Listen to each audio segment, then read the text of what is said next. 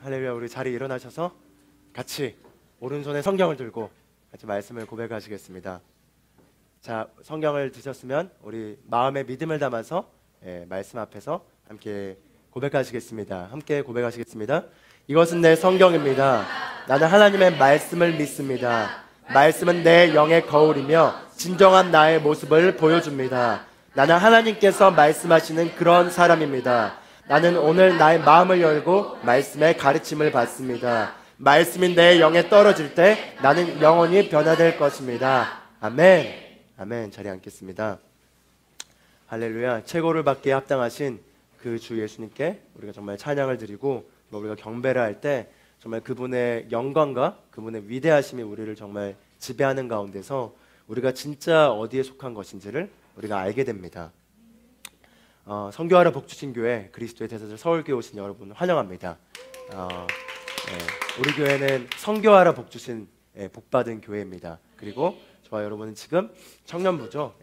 각 사람 안에 그리스도를 점화시키는 이그나이트 예배에 참여하고 계십니다. 영상으로 지금 전 세계에 또 참여를 실시간으로 하고 있는데 여러분도 환영합니다. 정말 우리가 이 땅을 살면서 하나님의 말씀과 그분의 임재 안에 우리가 있는 시간보다는 세상에 살아가는 시간이 많다 보면은 세상에 사는 삶 가운데서 들려오는 너무나 많은 정보들이 우리를 둘러싸고 있습니다. 그리고 그런 정보들에 우리가 노출되다 보면은 그 정보들 가운데서 사람들이 하는 말, 세상이 하는 평가들, 여러 정보들에 의해서 나 자신을 바라보는 나의 관점과 나의 시각이 오염되게 됩니다. 그러나 하나님의 말씀만이 우리의 진정한 모습이 무엇인지를 보여줍니다. 하나님의 말씀만이 진짜 우리가 누구인지를 알려줍니다. 그러면 여러분, 우리가 항상 초점을 맞춰야 될 건 바로 그분의 말씀을 통해서 비춰지는 우리의 진정한 모습입니다. 세상의 잣대나 사람들의 평가로 자신을 바라보기를 거절하십시오. 말씀에 우리가 시선을 고정하고 그 말씀과 그 하나님의 임재 가운데 우리가 우리 자신의 자리를 차지할 때 진짜 우리의 위치가 드러나게 되고 우리의 모습이 드러나게 됩니다. 그리고 그게 바로 저와 여러분의 진정한 모습입니다. 정말 우리가 방금 경배를 같이 했는데 경배 안에 정말 들어가면서 그분의 위대하심을 찬양하면 찬양할수록 그분의 임재와 하나님의 왕국이 실제적일 뿐만 아니라 그 안에서 내가 누구인지가 너무나 말씀을 통해서 확신이 오면서 이 땅에서의 어떤 지금 잠시 일어나는 일들이나 모습들이나 도전들이 아무것도 아니게 되는 것들을 경험하게 됩니다. 실제로 그렇기 때문이죠. 저와 함께 같이 따라서 고백하면 좋겠습니다. 나는 하나님께서 말씀하시는 그런 사람입니다. 나는 하나님께서 말씀하신 대로 나 자신을 봅니다. 나는 보여지는 것들이나 들려지는 것들이나 과거의 경험들이나 사람들의 평가에 의해 나 자신을 바라보기를 거절합니다. 아멘. 우리가 물론 참고는 할 수 있습니다. 그걸 통해 우리가 발전해야 되고 또 개선해야 될 것들은 개선할 수 있죠. 그러나 그건 참고용이지 그게 우리의 자아상과 우리의 아이덴티티를 정의 내릴 수는 없습니다. 우리는 하나님께서 말씀하시는 그런 자이고 그 가운데서 우리는 모든 것을 할 수 있습니다. 아멘. 우리는 정말 슈퍼맨입니다. 지난 시간에 우리가 하나님의 왕국 안에는 일정한 법칙이 있고 그 법칙의 원리를 우리가 잘 알고 활용한다면 우리가 무수히 많은 유익들을 거둘 수 있다는 그런 내용을 가지고 우리가 믿음의 법칙에 대해서 나눴습니다. 기억하시죠? 이 땅의 자연적인 세계 가운데도 원리와 법칙이 있는 것처럼 하나님의 영적인 영역, 하나님의 그 왕국 안에도 작동하는 법칙들이 있습니다. 원리들이 있다는 거죠. 그 가운데 믿음에 대해 나눴습니다. 믿음은 법입니다. 믿음은 법칙이라는 거죠. 우리가 지난 시간에 그래서 로마서 4장 17절부터 22절까지의 말씀을 보면서 그 가운데 우리가 믿음의 원리에 해당되는 몇 가지 내용들을 우리가 추출해서 확인할 수 있었습니다. 첫 번째가 뭐였죠? 우리가 믿음할 때 그 믿음은 나 자신에 대한 개인적인 나 자신에 대한 믿음도 아니고 내가 가지고 있는 내가 쌓아올린 어떤 스펙에 대한 믿음도 아니고 또 내가 사람들을 의지하는 그 사람들에 대한 믿음도 아니고 하나님을 향한 믿음입니다. 하나님을 향한 믿음이죠. 그렇기 때문에 첫 번째로는 우리가 믿음에 대해 논하기 전에 첫 번째로 점검해야 될 건 나는 그럼 어떤 하나님을 믿는가? 아브라함은 그가 믿은 하나님, 곧 죽은 자를 살리시며 없는 것을 있는 것으로 부르시는 분 앞에 서니라. 즉 아브라함은 하나님을 향한 믿음을 가지고 있었는데 그 아브라함이 믿었던 하나님이 누구시냐? 아브라함은 바로 죽은 자를 살리시며 없는 것을 있는 것으로 부르시는 그 하나님을 믿었다는 거죠. 그래서 우리가 믿음이 세워지기 전에 첫 번째로는 하나님의 성품과 하나님의 능력과 하나님의 의지에 대해서 우리가 더 많이 알게 되고 그게 더 많이 우리 안에 계시될수록 하나님을 향한 그리고 하나님으로 말미암는 우리의 믿음이 더 강해지게 돼 있습니다. 그래서 여러분 경배하는 시간을 통해서 경배를 할 때 그분의 위대하심과 그분의 전능하심과 그분이 우리를 위해 무엇을 하셨는지를 우리가 찬양하죠. 찬양할 때 그런 깊이 우리가 그 찬양 가운데 들어가게 되면 믿음이 자라나게 됩니다. 왜죠? 바로 우리의 믿음은 하나님을 향한 믿음인 거죠. 하나님이 누구신지에 대해서 내 안에서 더 강하게 계시되고 더 강하게 실제적이게 되는 것만큼 믿음은 지배하게 됩니다. 믿음은 지배하게 돼요. 그래서 경배 가운데 있을 때 깊은 경배 가운데 하나님을 만날 때 그분의 임재 가운데 있을 때 땅의 차원에 있는 문제라고 생각했던 것들이 나에게 아무것도 아니게 느껴지게 되는 것입니다. 아멘. 예, 그래서 하나님의 성품, 그분이 얼마나 좋으신 분이신지 바로 예수님을 통해서 그분의 성품을 드러내시고 나타내셨습니다. 그리고 그분이 어떤 능력을 가지고 있는지, 그리고 그 능력을 가지고 있을 뿐만 아니라 그분이 무엇을 하시기를 원하시는지, 즉 나에게 어떤 의지를 가지고 실행하길 원하시는지, 그것들이 말씀을 통해 그리고 예수님의 모습을 통해 충분히 나와 있습니다. 그러나 우리가 더 알아가면 알아갈수록, 더 깊어지면 깊어질수록 우리는 그분을 향한 그분의 성품과 그분의 능력과 그분의 의지에 대한 확신이 일어나게 되면서 나의 상황을 바라보는 나의 관점이 하나님의 관점으로 전환되게 됩니다.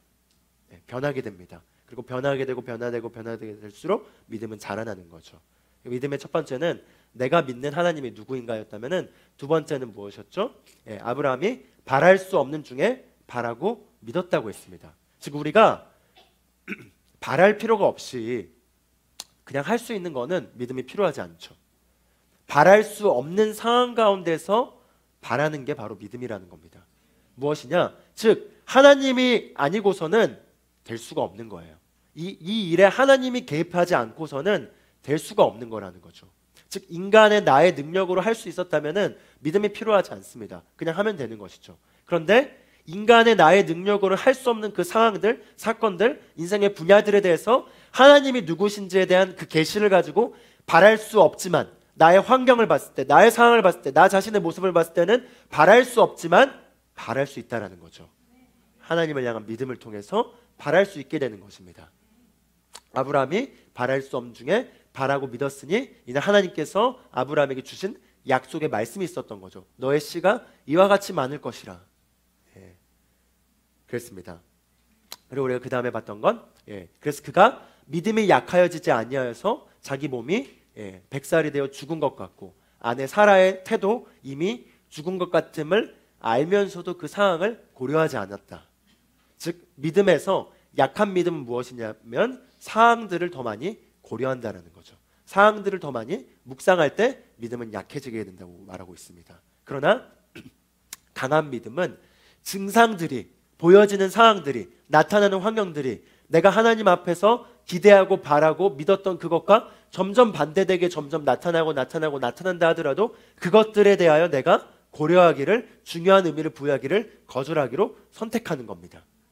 그리고 강한 믿음 무엇이냐? 하나님께 영광을 돌리며 하나님께서 말씀하시고 약속하신 것을 능히 실행하실 줄로 100% 설득되는 것이다. 즉 하나님께서 그리스도 예수 안에서 우리를 위해서 행하신 일들이 있습니다. 그리스도 예수 안에 계시고 그리스도 예수 안에서 우리를 위해서 행하시고 이루시고 완성하셔서 우리에게 가능하게 한 사실들이 바로 복음입니다. 그리고 그 사실들을 하나님은 능히 내 삶에서 실행하시고 나타나게 하실 거에 대한 100% 설득이라는 거죠. 100% 설득입니다. 그게 강한 믿음이다. 그 내용을 가지고 지난번 내용을 나눴습니다. 오늘은 다른 몇 가지 성경 구절을 통해서 믿음에 대해서 조금 더 관찰하고 그 그리고 그 믿음에 대해서 조금 더 추상적인 내용이 아니라 우리 삶에서 그런 구체적으로 어떻게 적용할 수 있는지에 대해서 좀 같이 말씀을 통해 보길 원합니다. 고린도후서 5장 7절을 보면은 사도 바울이 이렇게 얘기합니다. 고린도후서 5장 7절 같이 한번 읽어볼까요? 이는 우리가 믿음으로 행하고 보는 것으로 하지 아니함이라. 자, 여기서 바울이 이렇게 얘기하고 있습니다. 우리는 믿음으로 행하고 보는 것으로 하지 아니한다. 사실 영어 성경에 보면은 we walk by faith, 즉 믿음으로 걷는다. not by sight. 보여지는 것들, 나타나는 것들, 감각적인 것들에 의해서 걷는다는 말이 무엇이죠? 걷는다는 것은 기능한다는 거죠. 매일매일의 삶에서 기능할 때 그 기능하는 방식이 믿음으로 우리는 기능하지 보여지는 것으로 기능하지 않는다, 이렇게 말하고 있습니다. 그 말은 우리가 믿음이란 거는 굉장히 위대한 일들이 내 삶에서 정말 위대한 도전들이 일어나서 그 도전들을 해결해야 할 때만 발휘하는 그게 아니라 매일의 삶에서 믿음으로 살 수 있다라는 겁니다. 매일의 삶에서 믿음으로 살아야 된다는 거죠. 그래서 성경은 말하고 있습니다. 의인은 오직 믿음으로 말미암아 살리라. 즉 우리가 그리스도 안에서 의인이 되었습니다. 내가 의인이라는 것을 인식한 것 자체가 벌써 믿음이 필요합니다. 그런데 우리가 믿음으로 살아가는 삶이 어떤 특정한 사건에 어떤 특정한 상황에서만 발휘되는 게 아니라 조금 더 우리의 일상에서 매 순간에서 발휘하고 사용할 수 있다라는 것을 볼 수 있는 것입니다. 그럼 우리가 우리 일상의 매일의 삶에서 믿음을 적용하고 사는 거에 대해서 나누기 전에 믿음에 대해서 조금 더 정확하게 우리가 정의를 좀 더 내려보면 살펴보면 좋을 것 같습니다. 자, 히브리서 11장을 보면은 우리가 잘 알다시피 히브리서 11장은 믿음장이죠. 믿음에 대해서 총망라된 장입니다. 히브리서 11장 1절부터 3절까지를 우리가 같이 한번 읽어보고 그 가운데서 우리가 믿음으로 걷고 보는 것으로 걷지 않으려면은 믿음이 무엇인지에 대해서 조금 더 정확하게 알아야 될 필요가 있습니다. 그 내용을 같이 한번 봐보겠습니다. 자, 같이 한번 1절부터 3절까지 읽어보겠습니다. 이제 믿음은 바라는 것들에 대한 실상이요 보이지 않는 것들에 대한 증거니 원로들이 이것으로써 좋은 평판을 얻었느니라. 믿음으로 우리는 나타난 것들로 된 것이 아니니라. 예, 자 1절에 보면은 믿음에 대해서 정의를 내려주고 있습니다. 이렇게 말하죠. 믿음은 바라는 것들에 대한 실상이요 보이지 않는 것들에 대한 증거니. 그러면서 2절로 가서 믿음의 선배들, 즉 성경에 나와 있던 하나님께 쓰임받고 위대한 인생을 살면서 역사를 바꾸고 하나님의 뜻들이 이 땅에 실현하도록 가져왔던 무수히 많은 위대한 인물들이 바로 이 믿음으로써 좋은 평가를 받았다, 이렇게 말하고 있는 것입니다. 근데 우리가 1절의 믿음을 보면은 믿음은 바라는 것들에 대한 실상이라고 말하고 있죠.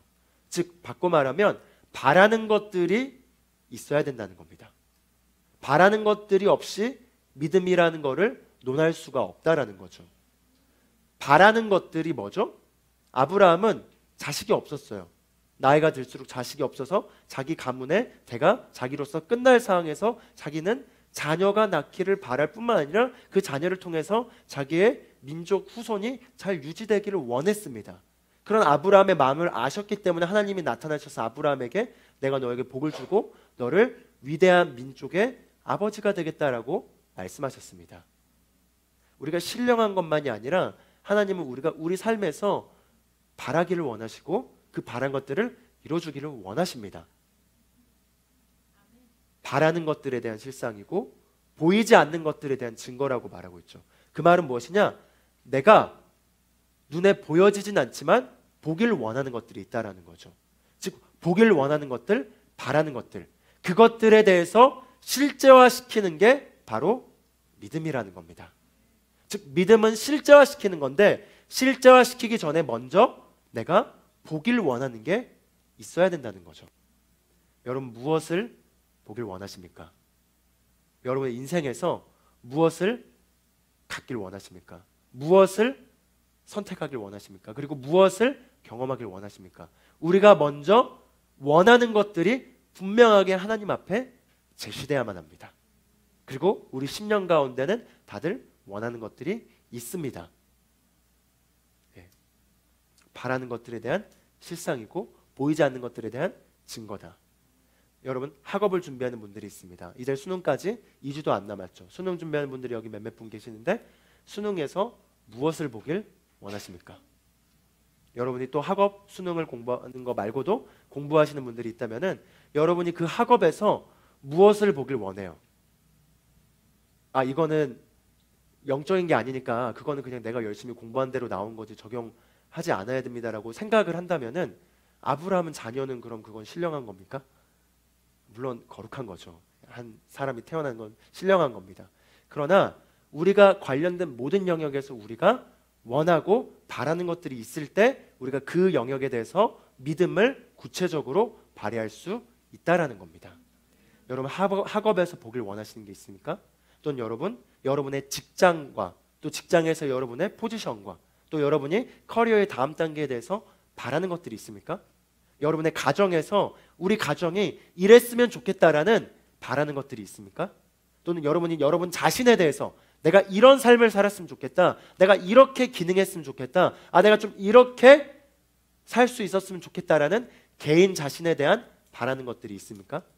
또는 여러분이 재정에 대해서 내가 그냥 재정의 공급을 내 눈에 뻔히 보여지는 이것들에 제한받지 않고 더 풍성한 공급 가운데서 내가 더 넉넉하게 넘치는 자로 기능하기를 원하는 것들에 대해서 바라십니까? 바라지 않는다면은 우리는 믿음으로 기능할 수가 없습니다. 그럼 우리가 자연적인 영역에서 믿지 않는 사람들이 살아가는 것과 다를 바가 없을 수 있습니다. 그러나 우리가 바란다면 그 바라는 게 믿음이 산출되기 위한 첫 번째 출발점이라는 거죠. 여러분, 바라십시오.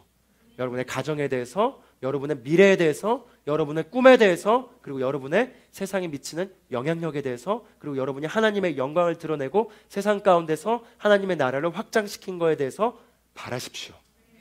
보십시오. 여러분이 보길 원하는 것들을 보는 것이 첫 번째입니다. 바로 믿음의 전제는 우리가 바라는 것들이 있어야 된다는 거죠. 자, 3절을 같이 봐보겠습니다.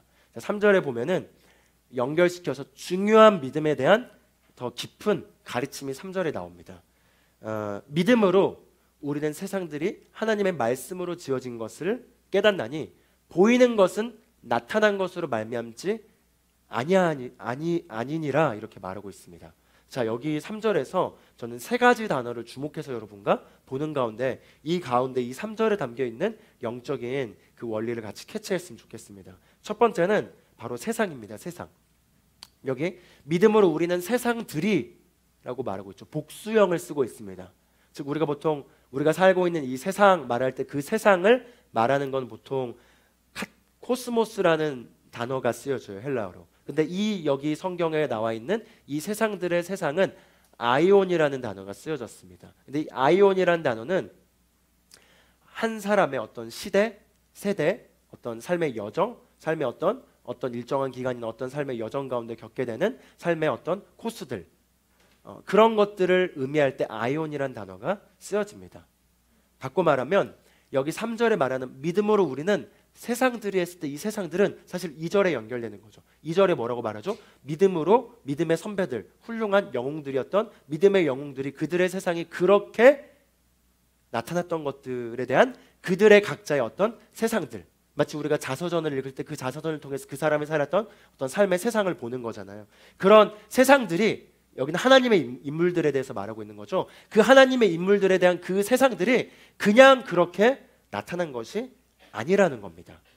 그러면서 두 번째 제가 주목하길 원하는 단어는 지어지다라는 단어예요. 지어지다. 그래서 지어지다라는 단어가 영어 성경에는 frame이라는 단어가 쓰여졌는데 헬라어 원어를 보면은 카타르티조라는 단어가 쓰여졌어요. 카타르티조. 근데 카타르티조라는 단어의 그 뜻이 무엇이냐면은 repair, 고치다, mend, 수선하다, 그리고 배열하다, 배치시키다, 완전하게 하다, 완성케 하다, 그런 의미를 담고 있습니다. 자, 그러면은 그들의 세상, 즉 그들의 인생 가운데 나타났던 그 위대한 어떤 삶의 여정들, 그것들이 그냥 된 것이 아니라 무언가를 통해서 됐다라는 거죠. 그러면서 여기서 하나님의 말씀으로 지어졌다 이렇게 말하고 있는데, 여기서 이 하나님의 말씀은 우리가 흔히 생각하는 적혀있는 로고스를 말하는 게 아니라 레마를 말하고 있습니다. 즉 하나님으로부터 선포된 말씀이라는 거죠. 자, 그럼 이걸 정리해서 종합해 보면은 우리가 이렇게 이해할 수 있겠습니다. 이 사람의 삶에서 나타났던 어떤 위대한 일들이 이루어지기 이미 전에 무언가 그게 이루어질 수밖에 없도록 사전에 작업이 이루어졌다라는 겁니다.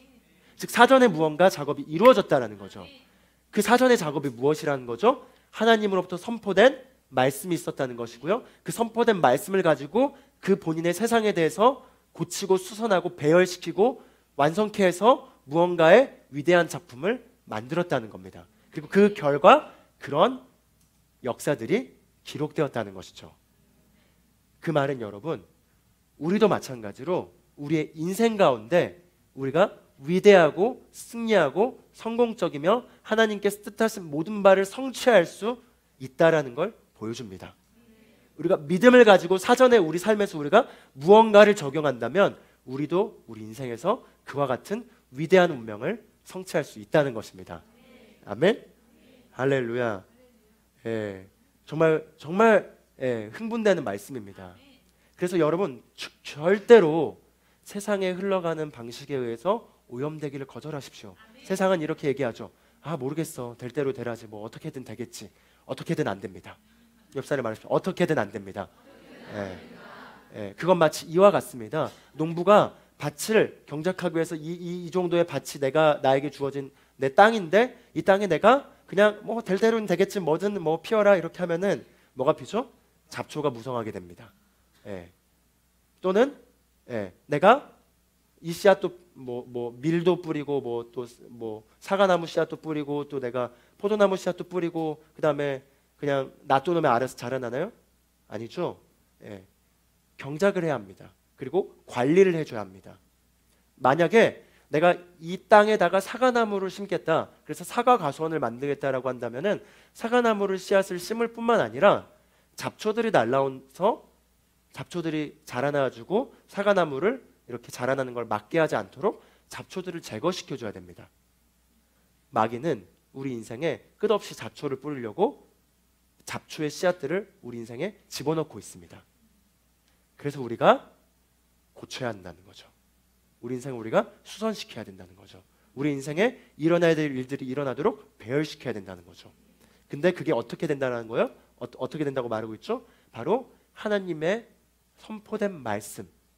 그게 무엇이죠? 바로 우리가 하나님으로부터 말씀을 받고 그 받은 말씀이 우리가 믿었으므로 말하였다함과 같이, 이렇게 바울이 얘기하는데요. 하나님의 말씀이 내 마음에 있고 믿었기 때문에 내가 입으로 선포한다라고 말하는 거죠.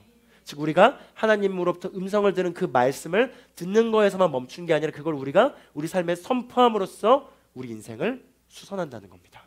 우리 인생을 경작한다는 거죠. 우리 인생을 배치하고 배열하고 완성시키고 위대하게 만들 수 있다는 것입니다. 아멘. 여러분, 그렇기 때문에 여러분의 인생에 대해서, 저와 여러분의 삶에 대해서, 그리고 우리 삶의 각 분야에 대해서, 그리고 지금 우리가 겪고 있는 삶의 단계들에 대해서 그냥 방치하지 마십시오. 믿음을 가지고 프레임하십시오. 프레임할 수 있습니다. 옆 사람과 같이 고백하면 좋겠습니다. 프레임할 수 있습니다. 아멘. 우리가 프레임할 수 있습니다. 우리의 가정을 프레임할 수 있습니다. 우리의 가정이 하나님의 꿈꾸시고 원하시고 그리스도 안에서 약속된 구원의 혜택을 누리고 풍성하게 되도록 우리 가정을 내가 믿음 안에서 프레임할 수 있습니다. 나의 미래가, 나의 인생이 하나님께서 꿈꾸시는 삶을 살게 하도록 프레임할 수 있다는 거죠. 나의 관계된 모든 것들 가운데서 우리가 프레임할 수 있습니다. 그러므로 우리가 가만히 있기를 거절해야 합니다. 기독교는 그리스도인으로서 우리가 믿음으로 사는 삶의 믿음의 걸음은 결코 수동적이지 않습니다. 수동적이지 않습니다. 수동적이지 않고 우리가 능동적으로 발휘하는 것입니다. 이제 믿기 전에 우리 삶에 무슨 일이 일어났는지는 중요했을 수 있습니다. 그러나 우리가 믿는 자가 되었다면, 우리가 권세를 가진 자가 되었다면 이제는 우리 앞에 어떤 일이 펼쳐지느냐가 중요한 게 아니라 펼쳐지는 그 일들 가운데서 우리가 무엇을 하느냐가 더 중요합니다. 하십시오. 우리에게 권세를 가지고 믿음을 가지고 우리가 우리 인생을 만들어갈 수 있습니다. 여러분의 학업에서 위대한 성취를 얻길 원하십니까? 학업에서 위대한 성취를 얻도록 프레임하십시오. 여러분의 직장과 커리어와 여러분의 사업과 여러분의 비즈니스에서 무언가 성취하고 위대한 열매를 맺길 원하십니까? 어떻게든 되겠지라고 놔두지 말고 프레임하십시오. 프레임할 수 있습니다. 여러분이 재정적으로 소득이 어떻게 될 건지에 대해서 그냥 어떻게든 되겠지라고 자연적으로 살아가기를 멈추십시오. 여러분이 프레임할 수 있습니다. 아멘. 네. 한 번에 안 된다고 포기하지 마십시오. 작은 단계에서부터 배워야 합니다. 믿음은 내가 1의 수준에서 갑자기 10으로 갈 수가 없습니다. 1단계를 통과해야지 2단계를 가게 되고 2단계를 통과해야지 3단계를 가게 됩니다. 그런 영역처럼 포기하지 말고 여러 인생의 분야에 대해서 우리가 프레임함으로써 우리가 우리 인생을 위대하게 건축할 수 있다는 것입니다. 아멘. 우리 말씀을 조금 더 보겠습니다. 히브리서 11장 32절에 35절을 같이 보겠습니다.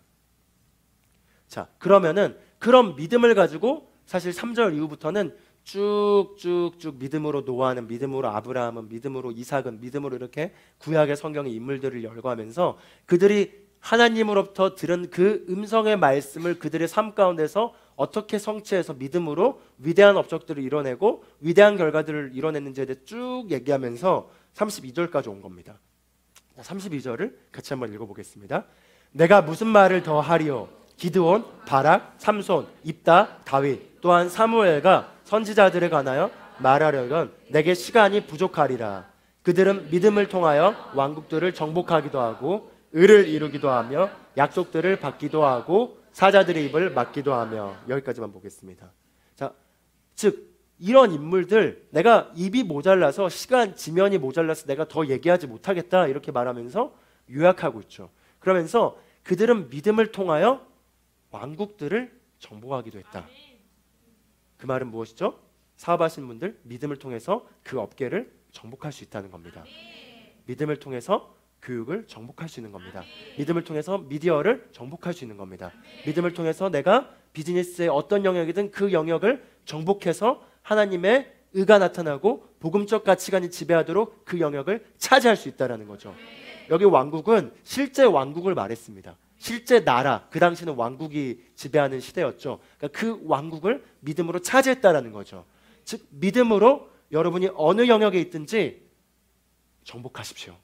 믿음으로 법조계를 정복하십시오. 믿음으로 여러분의 삶에 그 영역이 어느 영역이든 내가 문화에 종사하는 사람이다. 문화의 영역을 믿음으로 정복하십시오. 내가 만약에 연애에 종사하는 영역이다. 연예계가 문화 안에 사실 포함되네요. 정복하십시오. 믿음으로 내가 과학의 분야에 종사한다면 그 분야를 정복하십시오. 믿음으로 차지할 수 있다는 거죠. 그러므로 우리는 믿음으로 우리가 위대한 것들을 기대할 수 있고 그것들에 대해서 우리가 훈련하고 믿음을 키워나감으로써 그 영역들을 가질 수 있다는 겁니다. 믿음으로 의를 이루기도 하며, 즉 믿음으로 우리 삶에 의의 열매가 풍성하게 맺어지게 할 수 있다는 것이죠. 믿음으로 내 삶의 성품과 인격과 나의 삶에 하는 일들 가운데서 의의 열매가 맺어질 수 있도록 믿음을 적용할 수 있습니다. 믿음으로 나와 관계된 모든 영역 가운데서 의의 열매가 차고 넘치도록 믿음을 활용할 수 있습니다. 그 다음 또 이렇게 말하죠. 믿음으로 약속들을 받기도 하며, 즉 약속들을 받기도 한다는 게 무슨 말이죠? 바로 그 말입니다. 하나님 안에서 내가 가슴 안에 타오르는 말씀을 받고 그 말씀에 기반해서 내가 목표들을 세우고 세운 목표들이 이루어지는 것입니다. 그게 약속이 받는 겁니다. 받을 수 있다는 거죠. 성취할 수 있다는 겁니다. 그리고 원수의 세력을 소멸시키고 사자들의 입을 막는다. 비유를 말한 게 아니라 실제로 사자들의 입을 막았죠. 실제로 그런 일들이 일어날 수 있다는 것입니다. 그냥 우리가 믿은 하나님은 죽은 자를 살리시며 없는 것을 있는 것으로 부르시는 분이기 때문이죠. 자, 우리가 정말 그 하나님에 대해서 우리가 떠오르고 생각하고 살아갈 때 우리의 경험에 기반해서 하나님을 바라보는 한계에 있기 때문에 자꾸 우리 시대, 지금 시대에도 하나님께서 어떤 일들을 행하시는지에 대해서 우리가 얘기를 들으면은 그 하나님은 여전히 살아계시고 지금도 이런 일을 할 수 있구나 하면서 우리의 한 개의 생각이 깨질 수가 있습니다. 이번에 목사님 사모님께서 미국에 그 한 집회에 다녀왔습니다. 잔즈렉 미니스트리라고 1900년대 초반 35년도에 돌아가셨던 분인데, 그분이 위대한 치유 사역을 하시고 위대하게 그 당시에 정말 치유율이 가장 높았던 치유 사역자로 훌륭하게 쓰임받았던 분인데, 그 사역의 3대에서 그걸 물려받아주고 지금 하고 있는 그 커리 블레이크라는 사람이 있습니다. 그분의 집회에 참석했고, 그분이 내년 1월 달에 이렇게 컨퍼런스가 예정돼 있는데, 그분이 첫째 딸을 태어날 때 첫째 딸이 입에 종양을 가지고 태어나가지고 혀에 종양이 있는 거죠. 그래서 이빨이 나면 종양이 닿게 되면은 그로 인해서 피가 나오는데, 그 피가 정말 사람 죽은 것 마냥 피가 엄청나게 많이 나서 그걸 닦아주고 애가 괴로워하고 고통스러워하는 가운데서 애를 키워가는 그 상황 가운데서 본인이 할 수 있는 의학적 방법과 또 말씀 안에서 치유에 대한 말씀들을 가지고 할 수 있는 모든 원리들을 적용하면서 딸을 낫게 하기 위해서 열심히 노력했습니다. 그러나 시간이 지나고 딸이 돌이 지나고 점점 시간이 지나도 나아지지 않고 상황은 여전히 악화됐었고, 심지어 딸을 데리고 밖에 나가면 사람들이 딸의 얼굴을 보고 흉악해가지고 사람들이 막 도망가고 애들이 막 이렇게 도망가고, 나중에는 딸이 그냥 사람들이 자기를 보면 기피하는 걸 아니까 입을 이렇게 스스로 가렸다고 할 만큼 그런 자녀를 보면서 아버지의 마음이 고통스러웠습니다. 그런데 1979년생인데요. 그 딸이 81년도에 2월 달에 결국은 죽게 되었습니다. 결국 죽은 것이죠. 그래서 결국 딸을 본인이 무덤에 묻게 되었습니다. 근데 그분이 무덤에 묻으면서 다짐을 했습니다. 그분이 그 글을 쓴 게 있는데, 제가 그 글을 읽었는데, 내가 그 딸을 내 손으로 무덤에 묻으면서 내 안에 다짐했던 것이 있다라고 하면서 이렇게 적어놓은 글이에요. 그 내용에서 자기는 하나님에 대해서 이미 충분히 알았기 때문에 내 딸이 죽은 것과 관련해서 하나님은 어떤 잘못도 없고 하나님은 어떤 실수도 없다라는 걸 나는 알았다. 왜냐하면 이 일을 이렇게 행하는 건 하나님이 하신 게 아니기 때문에. 그리고 사람들이 나에게 위로해주면서 천국의 또 하나의 그 정원에 이렇게 그 피어가는 게 필요했나 봅니다라는 그런 말들을 나는 받아들이기를 거절했다. 왜냐하면 하나님이 내 딸을 그렇게 천국에 데려가려고 죽이는 분이 아니기 때문에. 그리고 본인이 그렇게 다짐했다고 합니다. 내 딸이 죽어가는 이 상황에서, 묻는 상황에서 내가 할 수 있는 바를 다 했지만 도움을 받지 못했고, 거기에 대해서 결국 내가 실행되지 않는 것에 대해서 나는 더 갈급한 마음으로 여기에 파고들 수밖에 없다는 다짐을 했다.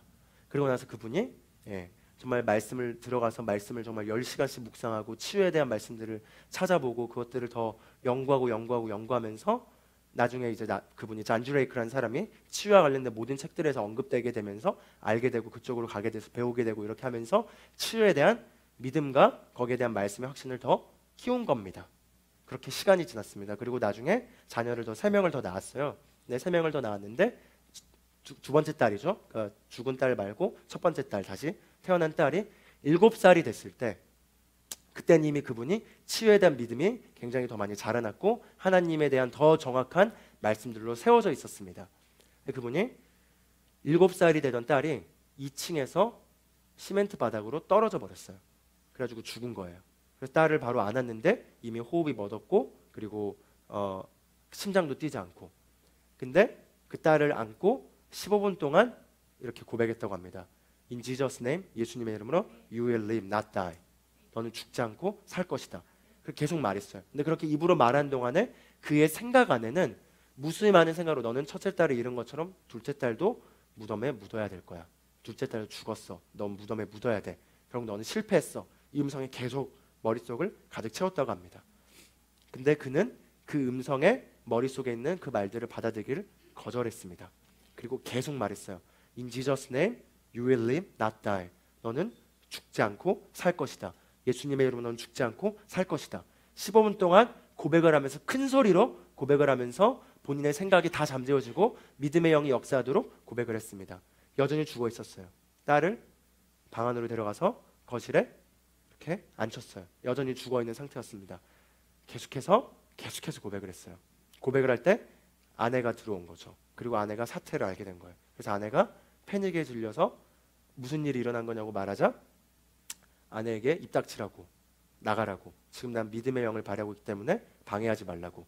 그래서 아내가 딱 상황을 알아차리고 뒤로 물러났습니다. 그리고 계속해서 고백했습니다. In Jesus' name, you will live, not die. 45분 동안 멈추지 않고 45분이 지날 때쯤에 딸이 갑자기 탁 눈 뜨면서 피를 토하고 Father, I'm hungry. 아빠 배고파 하면서 깨서 마침내 살아났습니다. 아멘. 그는 죽은 자도 살리실 수 있는 분입니다. 실제로 병원에 가서 사진까지 다 이렇게 올라와 있더라고요. 사진에 병원에 이렇게 실제 이분이 이 딸이 45분 동안 죽어 있다가 살아났다고 이렇게 증명될 만큼 하나님은 살아계십니다. 온 우주 만물을 창조하신 그 하나님은 지금도 기적을 행하실 수 있습니다. 그분이 그 이후에 그분이 삶을 살면서 방송에 나와주고 이런 간증을 하게 된 거예요. 이제 아직 그렇게 많이 알려지기 전에 이렇게 유명한 어떤 방송에 이런 초자연적인 성령을 사용하는 그 방송에서 이렇게 나왔는데 그분이 이제 이런 간증들을 하고 또 이렇게 많이 치유의 기적들이 일어나는 것들을 이렇게 얘기하면서 그러면서 본인 이름과 본인 전화번호를 알려주면서 전국에 있는 누구라도 아픈 사람들이 있다면 내가 갈 테니까 이 번호로 연락 주라 하니까 방송에 있는 그 뒤에 호스트가 절대 하지 말라고, 그런 거 하면 사람들이 폭주하고 당신 감당할 수 없으니까 하지 말라고 하니까 아니 나는 할 거다 이렇게 했는데 그게 한 400통 정도 전화가 걸려온 거죠. 근데 그 400통에 있는 미국 전역에 있는 사람들 한 명도 빠짐없이 다 찾아가서 다 기도해 줬다고 합니다. 그리고 기도를 하고 찾아갔는데 찾아간 지역마다 가게 되면 어떤 가정 같은 경우는 한 가정에게 이렇게 갔는데 그 가정이 세 가정과 함께 약 200명의 아픈 사람들을 모아놨는데 거기는 정말 암 환자로 거의 사형 선고로 이렇게 있는 40명의 암 환자들 다 낫게 되고 다 치유되게 되고 그리고 그분이 실제로 본인이 자기 딸이 죽었을 때 자기가 믿음에 훌륭하신 분들에게 연락하고 살 수 있게 기도하려고 했지만 그들이 도와주지 못했고 할 수 없는 상황에서 나는 나와 같은 이 딸을 묻게 하는 사랑하는 사람이 죽게 하는 이 심정을 다른 사람들이 절대 겪게 하지 않겠다라는 그 하나님을 향한 믿음을 가지고 그렇게 그분이 전 세계를 돌아다니면서 지금도 치유 사역자를 키워내고 그렇게 하고 있습니다. 그분이 오시는 거 기대되시죠? 중요한 건 그거에 대한 광고가 아니라 하나님은 살아계신다는 겁니다. 우리가 믿는 하나님은 정말로 기적을 행하시는 분이십니다. 그리고 여러분이 그 기적을 경험한다면 여러분은 마치 이분이 자기 딸이 죽었고 거기에 대해 믿음에 더 파고들어서 나중에 딸을 살리고 죽은 자를 한 9명 정도는 살렸대요. 그 이후에도 전화로도 살렸답니다. 지금 죽어가지고 남편이 이렇게 심장이 멎어가지고 앰뷸런스 가고 있는데 통화로 라이프 이렇게 말하자 갑자기 남자가 이렇게 살아나게 되고 그렇게 여러분이 믿음으로 성취한 걸 가지고 여러분의 주변에 동일한 문제 어려워하는 사람들에게 믿음으로 도와주는 비전들을 품으시길 바라겠습니다. 아멘. 그러므로 우리가 믿음으로 행하고 보는 것으로 행하지 않는다. 이 말은 무엇이냐? 즉 보여지는 것들, 느껴지는 것들, 감각적인 상황 가운데서 오는 정보들이 무엇을 말하든지 그 감각을 통해서 오는 정보 안에는 기본적으로 두려움과 염려와 이기심, 이 세 가지 정보가 크게는 두 가지죠. 두려움과 이기심, 이 두 가지가 감각을 통해서 우리에게 정보를 줍니다. 예를 들어 사람들과 관련해서 어떤 이익과 관련돼서는 이기심이 발동해서 정보들이 오거나 또는 두려움이 발동해서 정보들이 오거나 과거의 경험들이 같이 습득되어서 이렇게 옵니다. 그런 정보들을 우리가 선택할 수도 있습니다. 그러나 우리는 그런 정보들을 선택하기를 거절하고 그 분야에 해당되는 하나님의 말씀을 찾아서 그 말씀을 선택하고 그 말씀을 잡아서 걸을 수 있다라는 거죠. 아멘. 그렇게 우리가 말씀을 가지고 하나님을 향한 믿음을 가지고 우리 삶에서 결과들을 얻어내시길 바라겠습니다. 우리 같이 기도하겠습니다. 하나님 아버지 감사합니다. 우리에게 이 믿음의 원리를 통해서 하나님이 얼마나 위대하신 분이신지, 그리고 그 하나님께서는 죽은 자를 살리시며 지금도 기적을 행하시며 아무리 가능성이 없는 상황이라도 그 가능성이 없는 상황들을 가능성이 있게 하시고 실현시키시는 정말 소망이 없는 가운데 소망하고 믿을 수 있는 하나님인 것을 우리가 말씀을 통해 알고 확인하게 하시니 감사합니다. 하나님 아버지, 우리가 이제 이 믿음을 가지고 우리의 세상을 그냥 놔두는 것이 아니라 나의 삶의 여러 사건들과 내 삶에 일어날 일들에 대해서 하나님의 말씀을 받아서 그 말씀을 가지고 수선하고 고치고 완성시켜서 위대한 인생으로 지어갈 수 있게 하시니 감사합니다. 하나님 아버지, 우리 이 자리에 있는 모든 참석하는 분들의 삶 가운데 하나님의 말씀을 통하여 하나님께서 준비하시고 예비하시고 계획하신 그 모든 위대한 열매들이 맺어지게 될 것을 예수님의 이름으로 축복합니다. 하나님 아버지 감사드립니다. 예수 그리스도의 이름으로 기도합니다. 아멘.